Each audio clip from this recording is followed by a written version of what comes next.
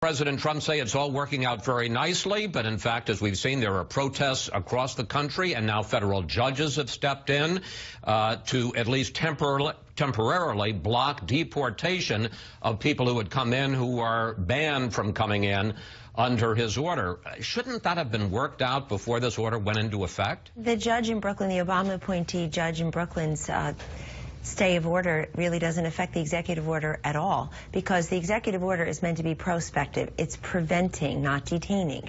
And so you're talking about 325,000 people from overseas came into this country just yesterday through our airports. It's 325,000.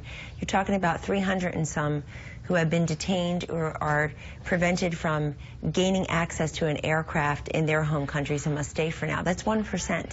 And I think in terms of the upside being greater protection of our borders, of our people, it's a small price to pay. I am told by the officials that anyone who's been detained, if there's no further threat, if they're not dangerous to this country, they can expect to be released in due course, as most of them have already. So the ones that are here will be allowed, if they're vetted, to stay. You're talking about the people who came on aircraft? Yes. Yes, if they're vetted. It's a routine screening process that they'll go through. If they are not dangerous, if they're not a threat, then they will be disposed of in a case-by-case. Their situations will be handled on a case-by-case basis. You know, I was stopped many times. Weren't you? 9/11, I didn't resemble or share a name with or be part of any kind of terrorist conspiracy, but this is what we do to keep a nation safe. I mean, this whole idea that they're being separated and ripped from their families, it's temporary, and it's just circumstantial in terms of whether you were one of those 300 and some who was already on an aircraft or trying to get on an aircraft, as opposed to the over 3,000 children who will be forevermore separated from the parents who perished on 9/11. President Trump says if we let refugees in, the Christians will be given priority. Here he is. If you were a Muslim, you could come in. But if you were a Christian, it was almost impossible. I thought it was very, very unfair. So we are going to help them. First, that's not true. I want you to take a look at this. As you can see here, in 2016, almost as many Christian refugees were admitted as Muslims. And second, President Trump is barring people from 7 countries, the ones you can see on the map, but not included on the list are Saudi Arabia and Egypt and Afghanistan and Pakistan. And Saudi Arabia is where most of the 9/11 hijackers came from. Why are they not on the list? This list of 7 countries was offered by President Obama and his administration.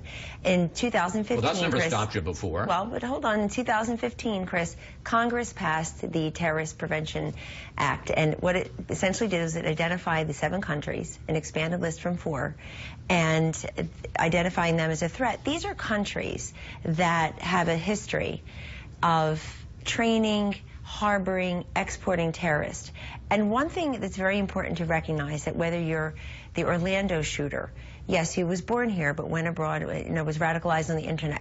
If you are San Bernardino, if you are the Sarnoff brothers in Boston, these are people who traveled abroad, were radicalized, were trained, and then came back and did their bloodletting, their massacre here on American soil. It's no different really than what happened all across Europe. And so we can't just keep on looking the other way and pretending that there aren't people out there. There isn't a terrorist organization, ISIS, Al-Qaeda, otherwise, no, but who wants to... Kellyanne, the specific question I'm asking you is Saudi Arabia, for instance. That's where the 9/11 hijackers, most of them came from. Why not block them? The Congress and President Obama's administration came up with this list of 7. Right, came up with a list of 7. We're following on that in week 1. This president will certainly keep identifying threats and risks. And look, Chris, people can't have it both ways with President Trump. They can't say on the one hand, well, he's not taking these briefings seriously, when he is. He has a presidential daily briefing. He is privy to information that the rest of us aren't, particularly the media. The political media aren't national security intelligence experts receiving briefings every single day like our president is. A president will always have information. Congress will always have information. The rest of us do not. And let me make very clear, these 7 countries, what about the 46 majority Muslim countries that are not included? Right there, it totally undercuts this nonsense that this is a Muslim ban. This is a ban on travel, prospective travel from countries trying to prevent terrorists in this country, from countries that have a recent history of training and exporting and harboring terrorists.